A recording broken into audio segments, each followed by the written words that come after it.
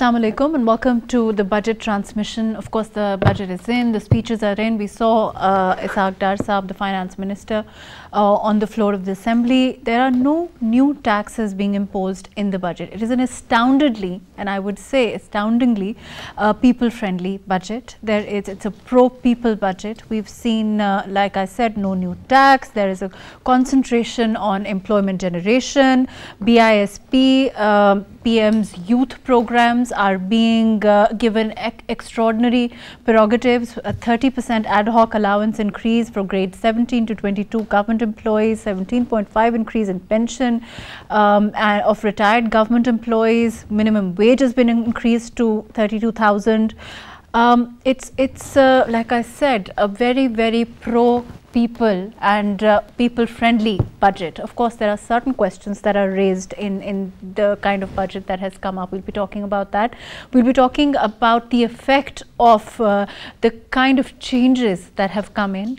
How does the government expect to meet the demands that are being set, the standards that are being set, that it is expected to reach in the new budget? All of that today. I have with me HAMEED Durrani. Thank you for joining us. He is Director Policy Research Center. Thank you for joining us. We have with us Saddam Hussain, who's an Assistant Chief Policy, PIDE. Thank you for joining us. We also have with us Sultan Ali, who's an economist. Thank you for being with us. Like we were earlier saying, it's a very pro-friendly budget. There is no doubt about the kind of rebates that we are looking at, the kind of concentration we're looking at as far as BISP is concerned, as far as PM's youth programs are concerned. It's also, there's a lot of focus on the IT sector. I want to particularly talk about that also, because certainly that is a sector that can generate maximum revenue, and it needed that kind of boost. So how do you overall look at it at this time? I think this budget is overall, it's a very ambitious budget, and usually budget gives you a government gives the roadmap in form of a budget and give a direction to the economy. And I think on paper this budget is really good. I think overall the tax reforms that have been suggested, not a lot of new taxes have been imposed, as you've mentioned, but some of the taxes, for example, for non-filers, things are going to get a bit difficult because a lot of penalties and taxes have been imposed, indirect taxes have been imposed on non-filers, but there are not many new taxes imposed on the industry. I think you rightly mentioned that programs such as the Benazir Income Support Program, funding for that has been increased for about 400 billion rupees, which is a 25% increase. It's a very good initiative, but my question is that— Would you say that it's an ambitious budget? Yeah, I think 25% increase with the current economic conditions that we have, with the fiscal deficit of 7.7%, I think it is ambitious. My question is that where will the money for these programs come from? As you mentioned, the IT sector, I think it's very important. We can build a lifeline to our economy in terms of IT. And a very good initiative that has been proposed in this budget is that imposition of, instead of income tax, a direct tax of has been imposed by the IT sector. And our last year's fiscal year's IT exports were 2.5 to 3 billion rupees. I think reforms need to be Let's come back and talk more about that. Before I go to Saddam Saab, we also have with us Dr. Ali Hasnain, who's Head of Economics at LUMS. Dr. Ali Hasnain, can you hear me?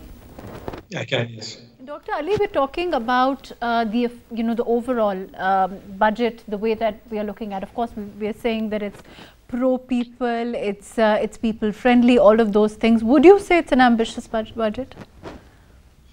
I have a slightly more mixed view than that. There are some efforts that have been that we've embarked on that are somewhat positive.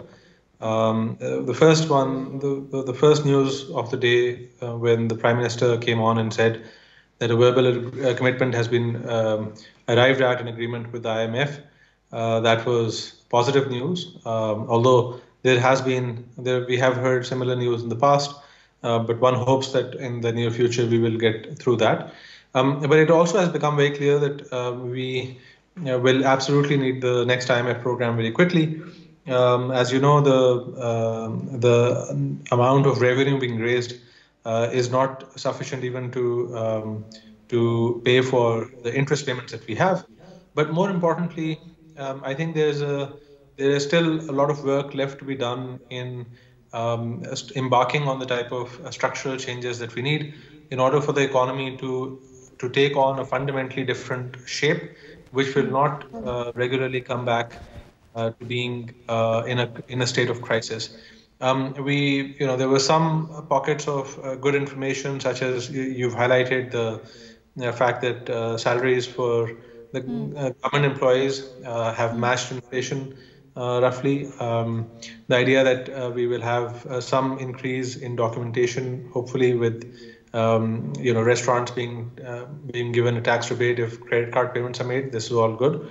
At the same time, some of the other tax collection measures, such as $100,000 amnesty on money that comes in, the super tax and the windfall income tax, those are measures that might help us in the short run to raise taxes to get over this extreme crisis that we're in, but will likely have actually greater and more adverse negative impacts when we start to see some of this sort of distortion of the normal functioning of the economy, such as this is likely to create an increase in the level of informality, the level of and actually the other thing is that these might also it'll definitely have an impact on reducing investment going forward.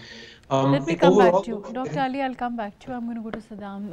Saddam Sahab, do you agree with what Dr. Ali is saying? Is it, short term, this might yield some productivity in terms of revenue, or you think that it will also have long-term effects for us as far as these provisions are concerned? I would see as a difficult budget in tight situations. So, in conflicts and in wars, even in those times, you keep carrying on the welfare works for the most vulnerable. So I guess you have to think the short term, medium term and the long term, but it's more of a short term overall and medium term somehow, but no long term plan. So they are focusing on agriculture sector and IT sector because you can see the effect after a few months. IT sector, they have imposed a lump sum tax, so that is to simplify the tax regime so that more people can come in the formal economy. Similarly, what I see it as in agriculture, they are focusing on import substitution so that we grow our own things and don't import the agriculture products. So this is fine, but the other things we have to think of the medium term. For example, export promotion cells, which we at PIDE recommended in our Charter of Economy, should be led by the technical people, and they should come up with the clear-cut instructions or legal framework. For example, we at PIDE had a report in which we see the top 100 companies in Pakistan have been stagnant for like past two decades. So what are they doing? So if you are imposing no new tax on industries, so give them a legal framework that okay, you have 5 years, 10 years, you have to go from this to this, otherwise no incentives. So this should be the medium term approach. If we don't export, if we don't manufacture products in real terms, we will always be in trouble. In the long run, we have to overhaul the institutional structure, reforms, civil services. For example, I was just saying that for the lower employees, which are low-income employees, 1 to 16 grade, okay, you give them the increment, it's okay. But I guess it was not so needed for 17 and above, and then you gave it the fuel allowances and increased the daily mileage allowances. So you need revenue for this, and where would you get the revenue? Okay. So I guess this was a bit ambitious and giving relief to people, but the other side was a bit like empty side. So they have to, but as we see in few months, in a couple of months, things might retract and some things will be withdrawn. So according to Saddam Sahab, he's saying it's not a very long-term budget. The changes that have been made, how do you think? Of course, we saw the Prime Minister saying that things are getting to the IMF program coming back. Overall, how do you think IMF is going to look at this budget? First of all, I just want to clarify that I'm more of a financial sector person rather than an economist. So he's the economist here, all the other panelists here. In terms of IMF, One, I think the biggest change that we can see that the government has achieved is the reduction in our current account deficit. So it was the whole pressure on dollars which was driving the exchange rate and everything. That has not been talked about in the media a lot, and that is a huge achievement.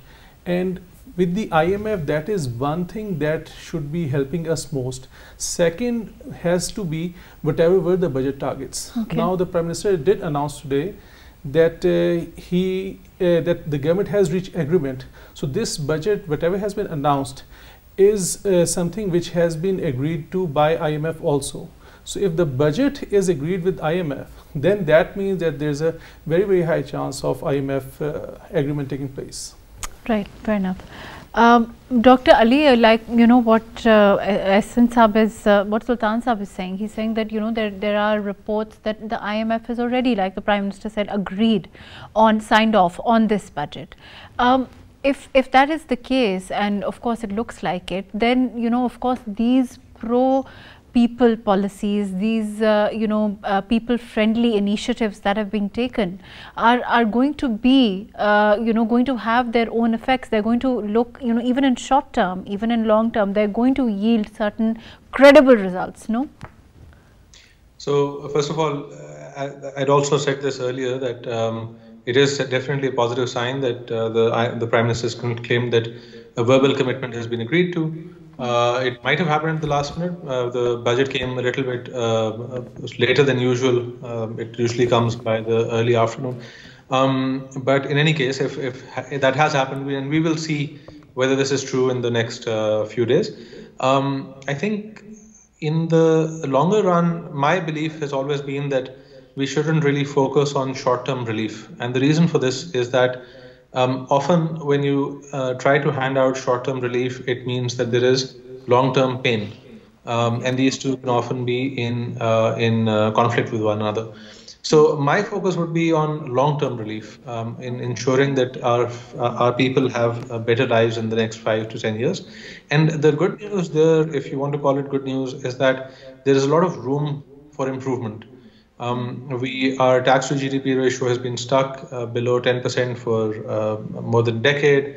Our exports are very small compared to the size of the economy, which means that there is room. Once we start taking corrective measures, there is room for us to start changing, you know, the direction of the economy. That requires us to undertake reforms that are beyond sort of the business as usual. Are not in the business as usual mode. I am not sure whether that has happened here. It at first glance does not seem to be the case.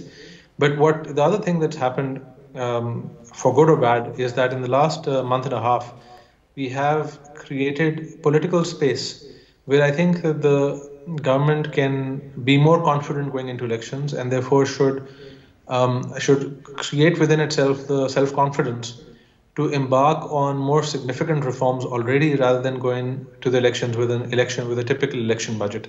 So, and the other thing is that this has historically been, unfortunately, our tradition, but also because of the next IMF program that's likely, it's very likely that we will see changes being made in the next few weeks and months to come, where there will be, in all likelihood, mini budgets and other adaptations as we go to the IMF. The last thing I'll say is that there are significant reforms to be made beyond what you see in the budget, and that has to do on the implementation side. As we've said repeatedly, there is just so much that can be done simply by keeping the tax rates as they are, but going more aggressively and ensuring that more people who are supposed to be paying taxes are paying taxes. And those are people who, by virtue of not paying taxes currently, at least some of them on the upper end of that distribution, might be people who are also relatively less in pain and therefore may be able to pay those taxes better. Let me come back to you, Dr. Ali, on that note. Do you agree with what Dr. Ali is saying? He's saying that necessarily perhaps people in the upper bracket Is it going to make things easier for them? Is it going to make things, as you know, if you look at the strata as far as the society is concerned, how do you think it's going to impact people in that, you know, the lower, of course, spectrum? Isn't it more relief targeted towards that sector? So I think there's no clear answer to that, because the inflation, as you see, it's standard 38%. The current budget projects it around 21%, but that's also very ambitious. Government has introduced poor-friendly initiatives. For example, it has increased the budget of the Benazir income support for up to 25%. It is going to give direct relief to the downtrodden communities. But the overall inflation, the cost of you know, doing business, the inflationary policies, they are going to affect the rising cost of housing, the rising cost of electricity, power. It is going to affect them. I think the most affected will be the middle class salary or the salaried person, especially the private sector, because if the government salaries are increased, the private sector is not nudging on increasing salaries. So I think they will be the most affected, because the tax net has not been broadened. I mean, policies need to be introduced to broaden that. The existing taxpayers are being burdened more historically, and that has been, I mean, not just with this budget, but always that the middle class, you know, they have been. I think the government has done one good thing, is that it has imposed or increased the super tax on the super rich. But I think more needs to be done on that area, and I think the tax net needs to be broadened. A lot of retail sector needs to be, or the real estate sector needs to be included in this tax net, because right now they're not a part of that. Right, so I think more needs to be done on the reform sector. So Damsa, we keep on talking about, I think Dr. Ali is also saying that, Dr. Ali earlier said this, and then also Ehsan Saab is saying this. But you know, structural reforms, when we talk about structural reforms, do they necessarily have to be part of the budget? You know, or they can, you know, of course be included later, and then again, you know, as far as the government is concerned, it overall reflects their economic policy. No, it doesn't need to be necessarily to be part of the budget, but budget can show a will or intent to do the reforms. But we have been seeing and we have been waiting. The government is trying to, but government itself is in a tight situation. Just give me, let me give you a few examples. For example, the government housing assets, you know, all the housing that is provided to the government employees, it's valued at 1.4 trillion. Just at the current scenario. If you rent it out or bring the commercial activities, so it can generate trillions for you. We have built a study on G6 and G7. If you commercialize it and raise it to the 6th floor and 7th floor, like all the countries, the developed countries, and there are the commercial areas and residential areas, even just these two sectors can generate you 6 to 7 billions. So that's how, and you don't need money for every reform. You just need a, you know, a sign on the paper, just a stroke of the pen. We are suffocating the economy. For example, for the high rise, if you want NOC, it takes 2 years and 75 steps for high rise. So the trade-off, the economic activity which you could have got, and the revenue and economic activity in 2 years is lost. So I guess it just needs stroke of the pen, just a vision, which is the government is trying to do. Like they said, we are focusing on exports and other things and making things easy. So, but we have to see that how it is translated into actions. So just make things easy for the people in short run. I'm talking about the short run. Make things easy. Economic activity will generate itself. So first thing is that. Then I talked about agriculture and IT. But this is the silver lining in the cloud. All things are compelling us to do these structural reforms, and it's kind of a window of opportunity that we have no other option but to do the reforms. So I guess it is time we do the reforms. Sultan, but I guess we are still looking at other things, sensitivities but in all elections. But we are also looking at, Sultan Sahab, this time a government, we're very close to the elections also, and we're also looking at a government that is, you know, there's a lot of baggage of the last government, which the government has said many times.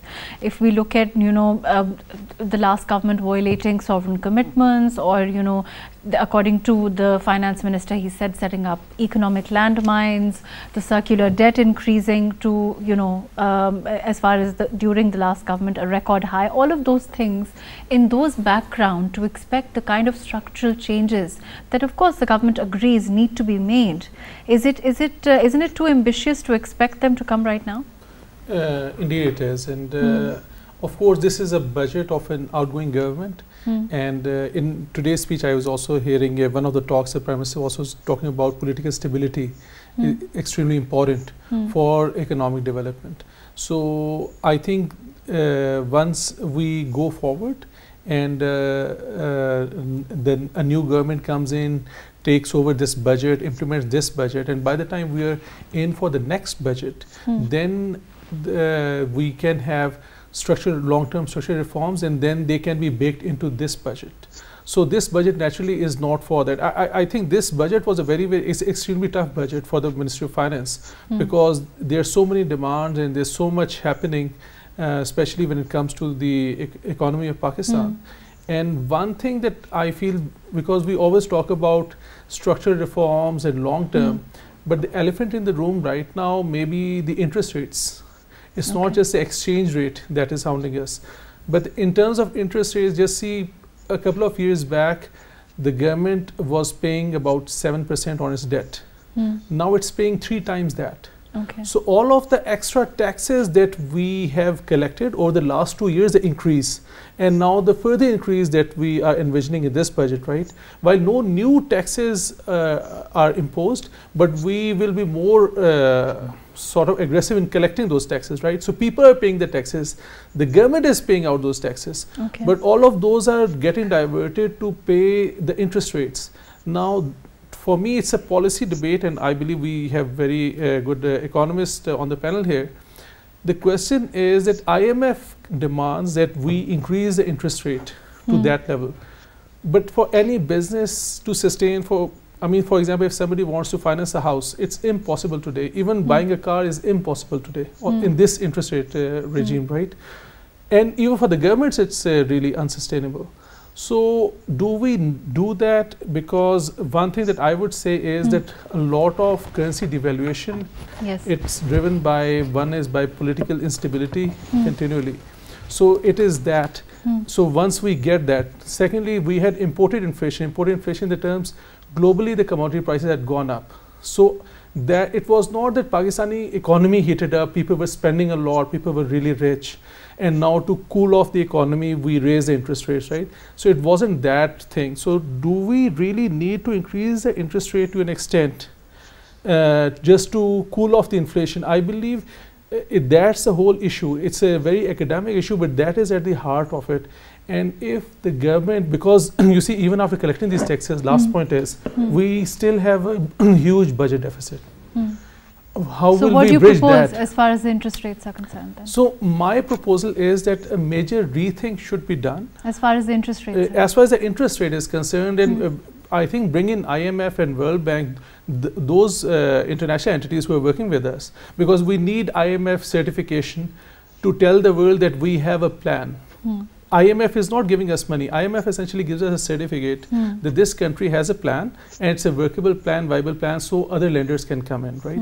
So we need to come in, and I think we have very good brains in the country. We need to come together and see whether we reduce, because just imagine we reduce interest rate by 5%, 7%, certainly our budget deficit, the fiscal deficit will decrease substantially. So that's my let me just add to his point that technically interest rate should be above the inflation rate, But as he said, I totally agree with it that inflation is not coming from the interest rate, it's the commodity prices, Russia-Ukraine war, and the global recession. So we are just looking at that point and raising. So he's exactly right. We may consider this. Right, let me go to Dr. Ali. Dr. Ali, can you hear me? I can, yes. Dr. Ali, do you think there's going to be, as far as this rethink is concerned, as far as interest rates, which is what, Sultan Sahib is talking about and Saddam Sahib is also talking about, do you think that major rethink will follow perhaps after, we've just discussed, once you have the certification or the start of the program, it's resumed as far as the IMF program is concerned. Perhaps we will see reductions there or more initiatives towards that. So, I mean, one hopes. I don't want to speculate on whether, I don't want to, be prejudicial towards what will occur in the months to come. And I would much rather maintain the hope that we will start to see those changes. We haven't yet in a significant way. And I would take issue with a couple of things that have been said. First is just technical. I don't agree that the interest rate should ever be held below inflation. It consistently is. And what that means is you are transferring resources away towards those who are taking loans from those who are giving loans. Right? And so beyond other things, and the argument made is short-term revival of industry, but really the reason that industry gets or businesses get bogged down is not necessarily the interest rate as much as it is the macro level or the structural level issues that we have. The other thing I'd say, I don't think that we should have interest rates being lower than inflation. The other thing that I would say is that we would be I don't quite agree that by virtue of going into elections that we have an excuse or have any defense for not embarking on structural reforms in a country that is facing an existential issue. And be under no doubt that we are in an existential issue. We are facing an existential crisis. So when you are in an existential crisis, the expectation of any leader is that you put your politics and your party on the line for the sake of the country. And unfortunately, and this is not, let me start with saying that this is not a partisan issue. I think no one in Pakistan has undertaken structural reforms despite seeing plenty of evidence of the need.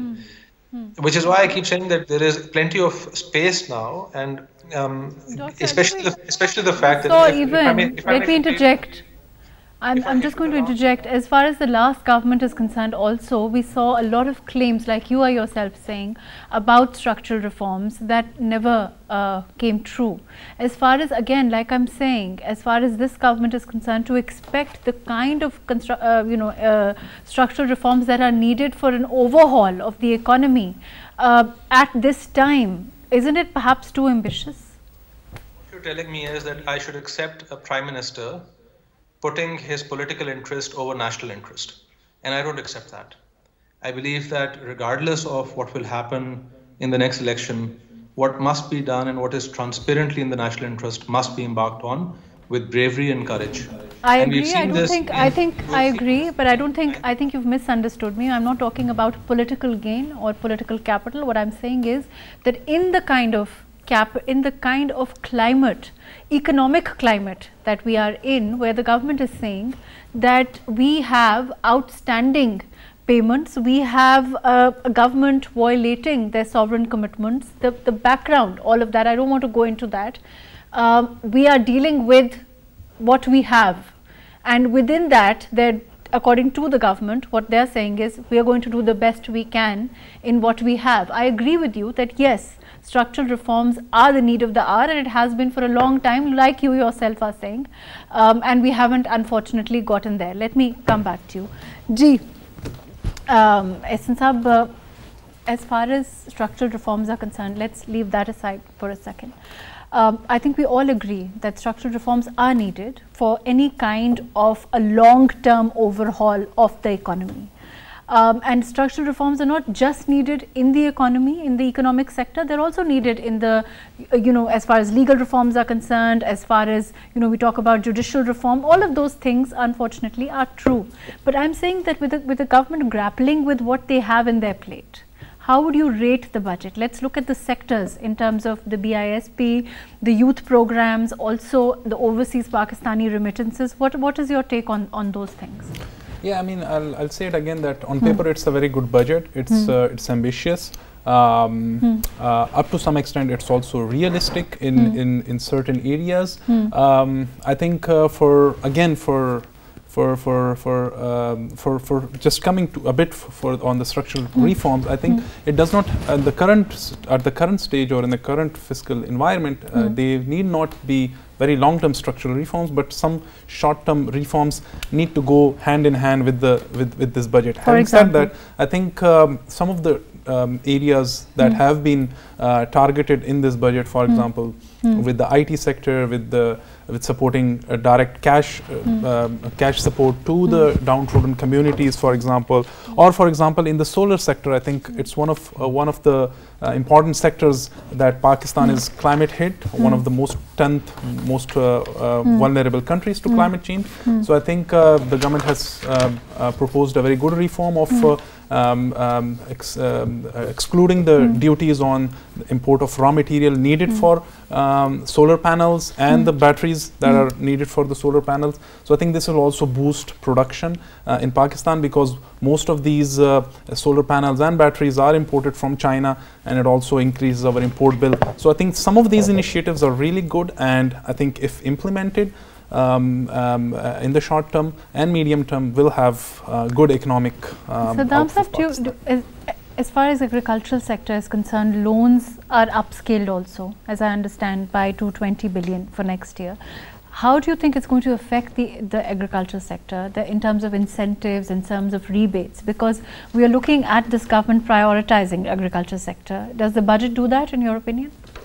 We have yet to see. For example, we give a lot of money in fertilizer support as well, but we don't see much of the fruit out of it.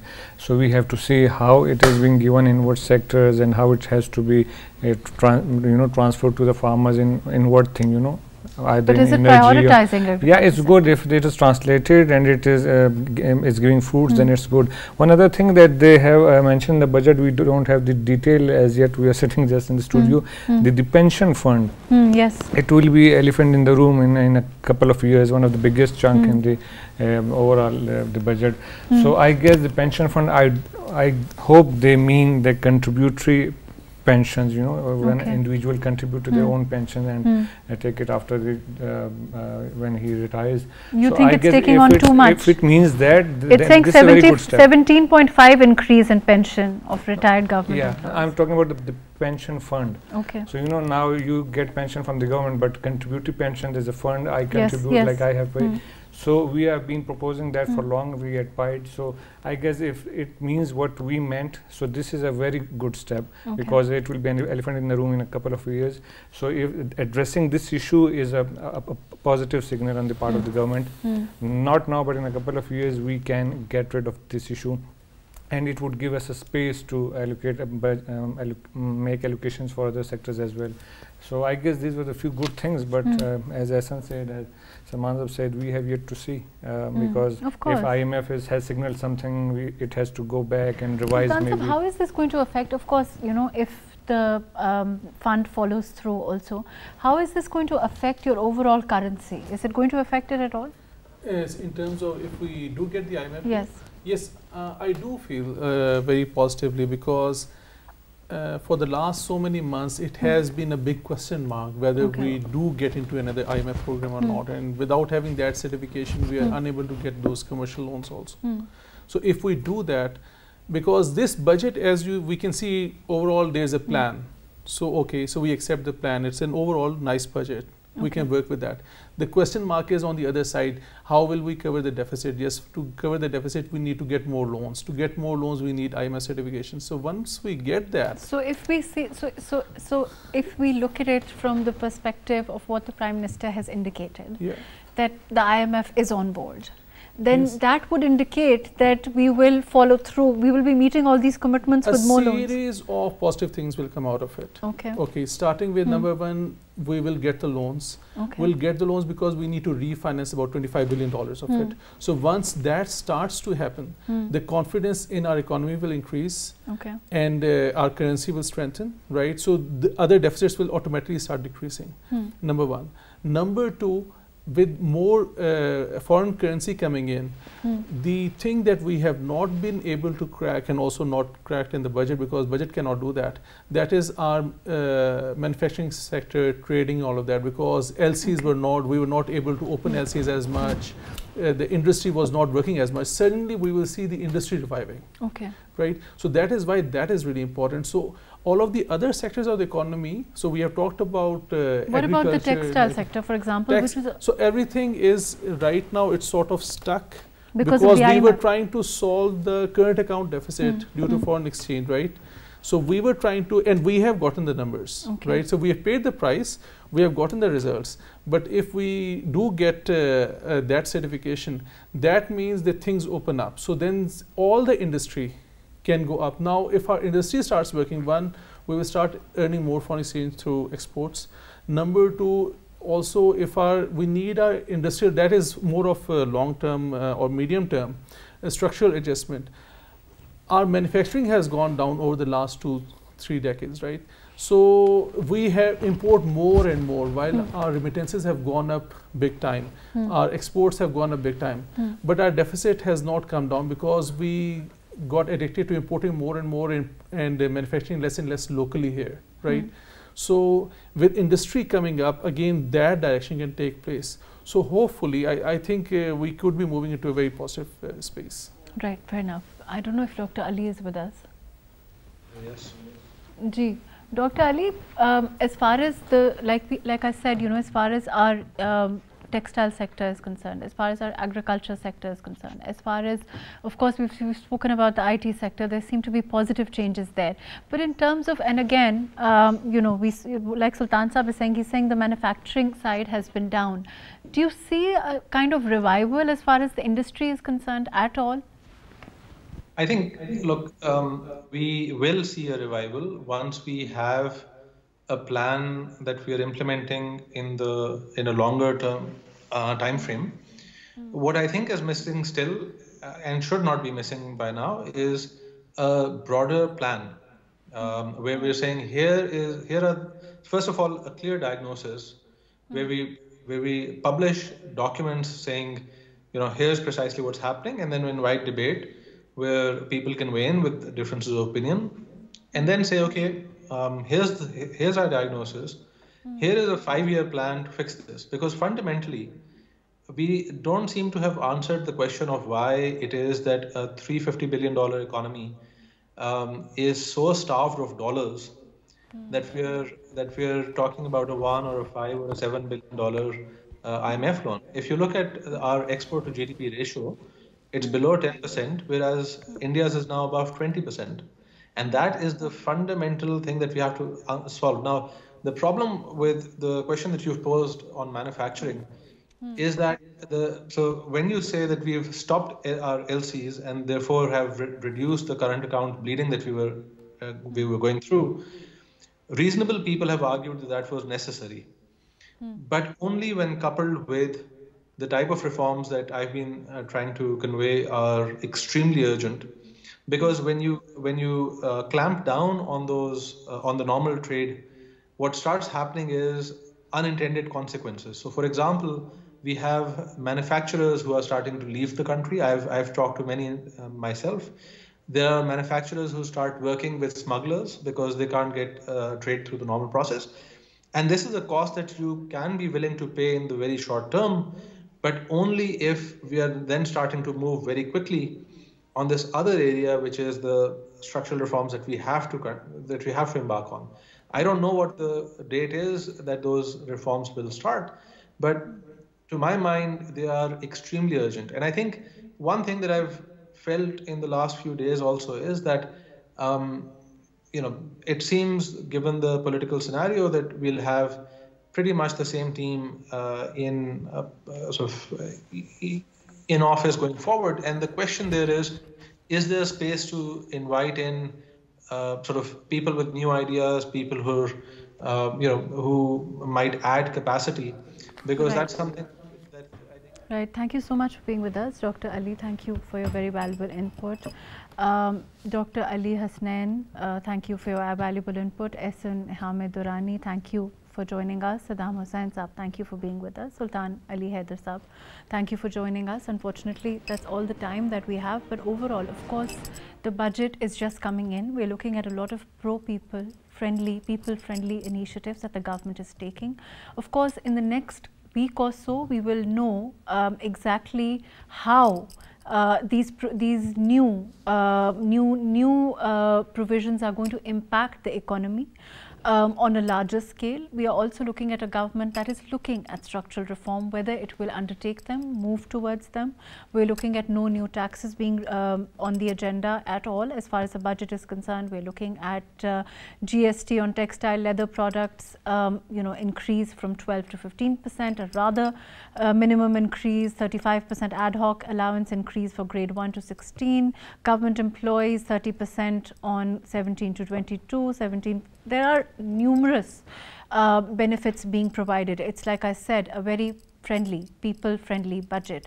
How the government manages to meet these commitments are going to be outlined in the next couple of days. Let's see what the government says, and let's hope that these provisions and these new changes are going to have the kind of impact the government is targeting for them to have. Thank you so much for being with us on for the budget transmission.